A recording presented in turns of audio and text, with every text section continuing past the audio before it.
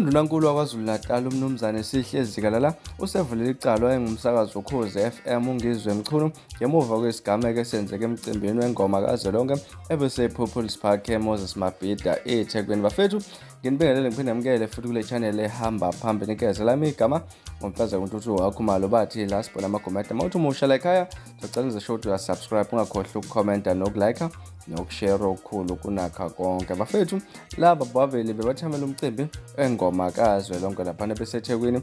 Istatement sasehhovisi likaZikalala sithe uvulela uNgizwe icala lokushaya nokwehliswa isithunzi esiteshini saseThekwini eDurban Central. Sekunezikhawu lapho umnumzane Mchunu ephimisa amagama alumelayo undunankulu angachuluzanga kushiya istatement laphana.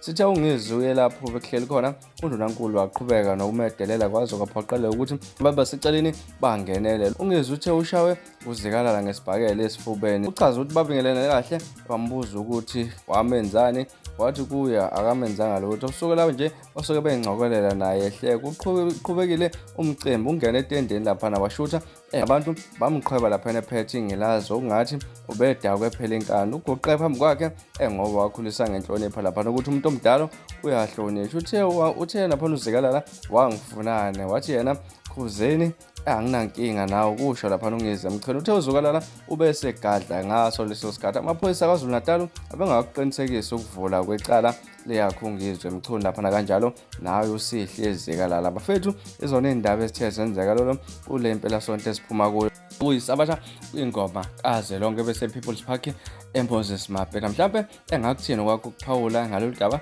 ahlangane laphana kwi-comment section sikhulume ngalolu daba. Kuzona indaba enginethuluzo namhlanje kwezenkeze. Ungakhohlwa ukusubscribe nokulike nokushare. Nibe nosuku olumnandi, ngithanda kakhulu.